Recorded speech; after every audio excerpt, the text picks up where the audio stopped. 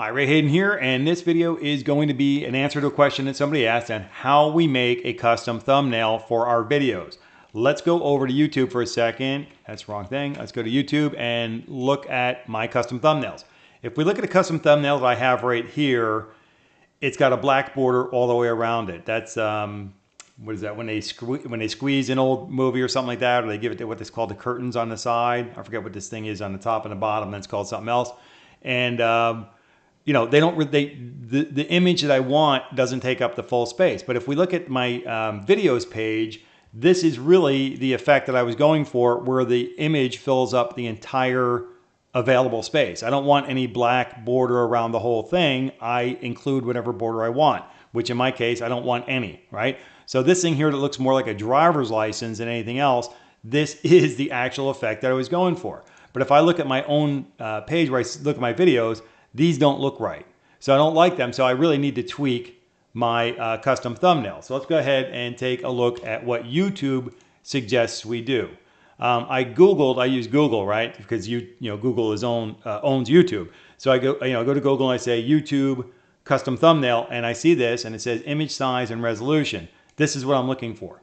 So I go in here for my custom thumbnail and they say they have a resolution of 1280 by 720. All right, that's great. And at least 640 pixels wide. The 720 is the width.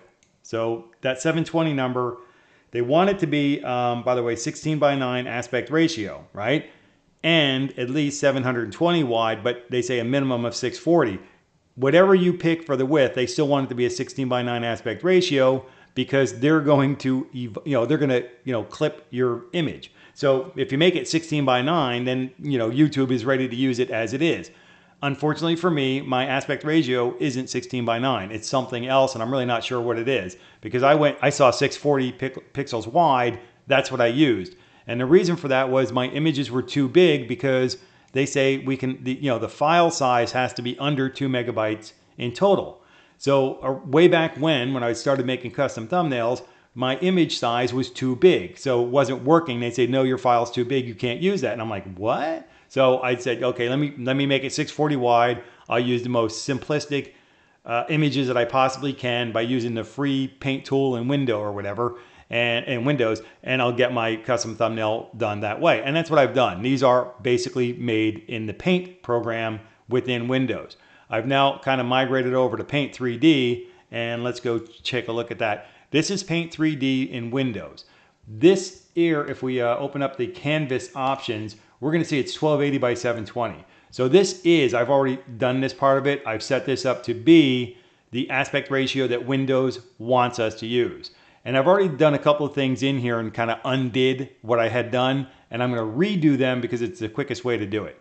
What I've done is I've taken my original, this is the aspect ratio I have right now. This is what my custom thumbnail would look like normally. Instead of this big space here, it would be locked in on this space right here, which is apparently the wrong size. So my image of me is actually going to be quite a bit smaller, and I'm going to have a whole lot more space in which to write text.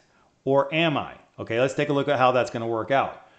What I'm really looking at here is I got all this white space in here, and really my title screen and my custom thumbnail is black and white. Now that's just the way it is. That's my own personal branding. Everything's black and white, right? So let's go ahead and take a look at how I clean this up. The first thing I do is I get rid of, I highlight this area and delete it, and it's gone, but it leaves me another big white spot. So what do? I change over to my brushes here, and then I use this tool down here and I fill in, right? So let's do the next part. I filled in the rest of the screen. So now I'm back to the basics of where I'm going to start. And then I want to add in my text. I think I already started doing that too. Nope, I did not. So let's go ahead and look at some text here, and this is how I do it. Basically, I have to, because it didn't change, my pointer's still a pointer, I got to hit the T for text up here. And I don't want 3D text, I want two-dimensional text. I'm not into anything fancy because I don't want to make my file size too big, right? This is the font that I personally choose. You can use whatever font you want, but I use Verdana. And I use the font size of 72 for my name. And then I use 48 now in this one here, in this particular space here. I'm going to use the different font sizes. Let's do one at a time and go through that. The text I want to be white because I got a black background, so I want the white foreground lettering. I don't use bold, italics, or underlined, and I center the text within the box. So basically I want a little bit of safety space from the top, and I want a little bit of space off of my picture. So I put my pointer about here, and I click and drag. All right, and now this highlighted area is going to be my text box. And the first things first, I put my name in there, and I put J.D. That's my education level. It doesn't mean I'm an attorney. It means JD is the name of the degree. Like if you got a bachelor's degree, it's a bachelor's, it's a BA or a BS or something like that, or BFA for Bachelor of Fine Arts. You got a master's degree, MA, MS, things that, MBA. Okay, that's a master's degree. You might see that behind somebody's name. I finished law school, so I put JD behind my name. And because I've actually finished it and now I'm prepared to sit for the bar exam, or I'm preparing to sit for another bar exam, I figured I'd add that to my name so people know what I'm doing. This is basically for people from my website that they come here and they know who they're talking to and everything. And they know what they're looking at. But I added it there for YouTube in general. All right. Now, I get to the end of the text here, and what I can do is I change the font size. Some software programs don't want you to change the font size here. They want you to go hit the Enter key, and then you can change the font size. But I don't want this space to be any bigger than the space below it. So I change it up here, and then I move down 2 spaces. This is going to be part of the Helping Creators series, and that was an important thing. You saw that I made, like, if you hit the wrong things, and you don't have a spell checker in the picture program. The Paint 3D does not have a spell checker. So you want to make sure that you have your spelling right before you save the thing. But here's the good news. It's a custom thumbnail. You can change the thumbnail. If you realize you got the wrong spelling in a thumbnail, you can change it, re-upload the new thumbnail, and everything's good, all right? But for this, just try to check it before you go. And as a matter of fact, this is wrong again. Let's go ahead and put creators, helping creators. Okay, there's an S at the end of both of these. So it's creators helping creators. That's the name of the series. And let's go down 2 more lines. This name of this video is going to be, making a thumb. Okay, so let's see, making a custom thumbnail for YouTube videos. All right, and then go down here 2 more times. Now that's a little bit too far. So what I realized here is I didn't want everything to be 48 all the way down. Let me move this little line back up. And what I want to do here is I actually want to make these lines a little bit shorter. Let's make them 36. There we go. Let me see if this fits. Sometimes, all right, so that doesn't really fit. And that's going to change. But if I go down here, let's see what happens there. Okay, almost. Let's make this a little F and make this a capital Y. There it goes. This fits, all right? So creators helping creators, making a custom thumbnail for YouTube. And maybe we're going to push that down a little bit, right? Make sure it's spelled right. And then I want to hit the backspace for a second because I want to make sure this whole thing stays 36, right? Enter, and 36 there, right? Enter, and then watching and supporting. Now what I'm going to do here is I'm going to look at everything and see if I like the way it looks, the way it's set up and everything else. And I kind of don't like this much space being down here. So I'm going to delete that line here, and I'm going to add a line in here, all right? So these things kind of look okay to me. I'm just going to do a little bit of stretching. I'm not going to move the top one because if I move the top one, everything moves down a little bit. And that looks pretty good to me, I guess. Let me hit over here. The good news is I could redo this 100 times if I had to.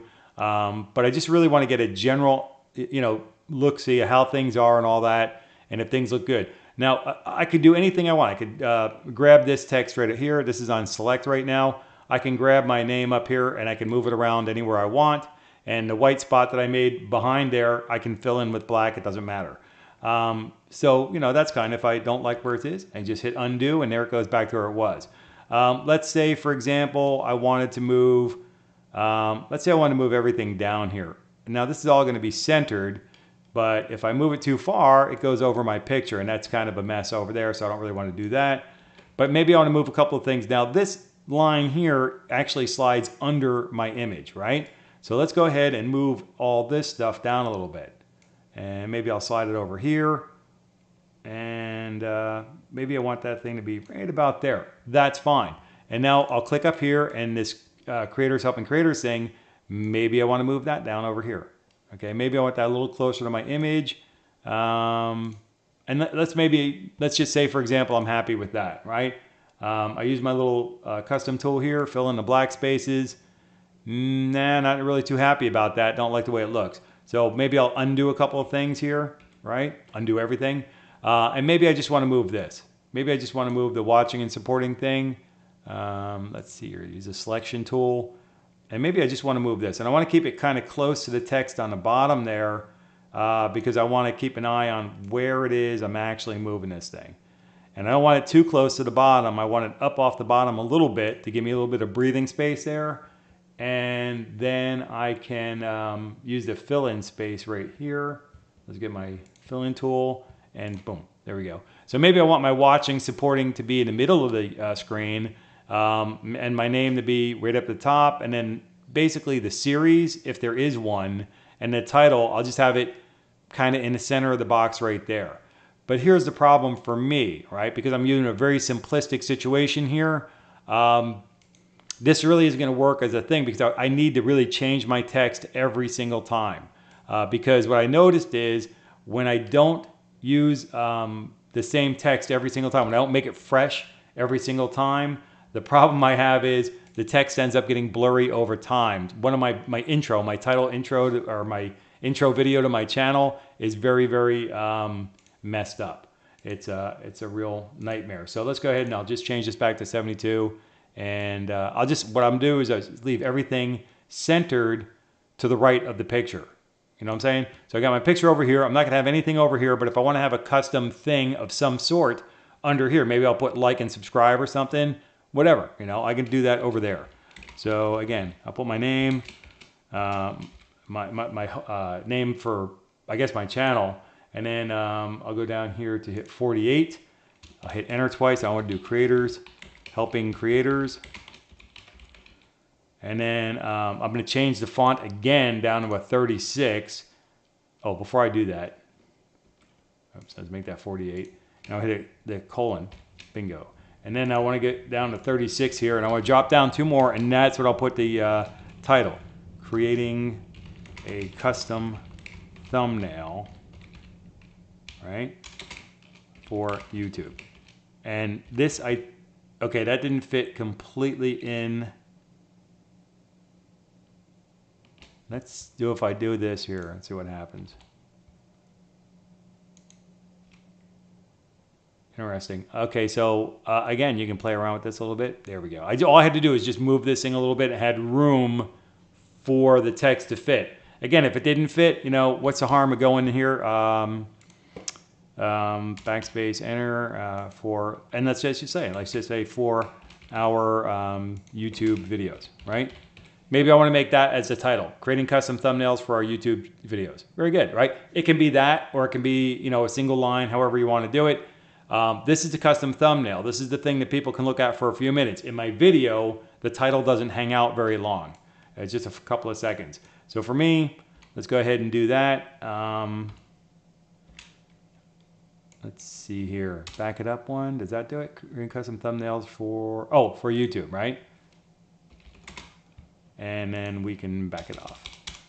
All right, so very good. So we got that. I'm happy with that. And then down here at the bottom, I just want to put my own little tagline, watching and supporting. Okay, because every single time, every time I make a custom thumbnail, I have to erase everything here and retype it. Sometimes the watching and supporting isn't in the exact same place, close to the bottom. Sometimes, you know, the title, I have to be creative with it or whatever. That's all fine and dandy. But this is a basic way to make a custom thumbnail. Use whatever imaging software you are happy with. And let me go ahead and save this. And I'm going to save this as an image, and let's call it my new thumbnail. So we'll go ahead and do that, and we'll overwrite that one there because I already had one. All right. So this is going to be my new thumbnail. It says it's untitled. We can get rid of that there. Let's go ahead and, you know, we'll just don't save it and it'll be gone. And then what we can do is we can go back into my file folder here. And where is this thing? YouTube uploads, and it will be right here. My new thumbnail right there, right? So I can open it up and take a look at it right there. There it is, all right? So, and there's full screen. So there's my new thumbnail as an image, right? And I can just upload this to YouTube. So this is the actual thumbnail. I haven't shot the video yet. I'm making the video right now with my OBS software, right? Let me get out of full screen. I don't want that there. Let's go into the OBS software down here and show you. I'm actually making the video right now, right? There's my voice bouncing around down there. So I've made the thumbnail. This is the thumbnail that I'm going to use for this individual video because I want to see how this looks, all right? So sorry for the length of this video. It went longer than I intended it to go, but I wanted to show you how to make a custom thumbnail. It's pretty easy to do. There's one more thing I want to do before I take off out of here is I want to look at the properties of this video way down here, or this image, and I want to make sure it's less than 2 megabytes, right? It's okay, very good. It's 175 kilobytes, very good. And it's a PNG image, PNG image.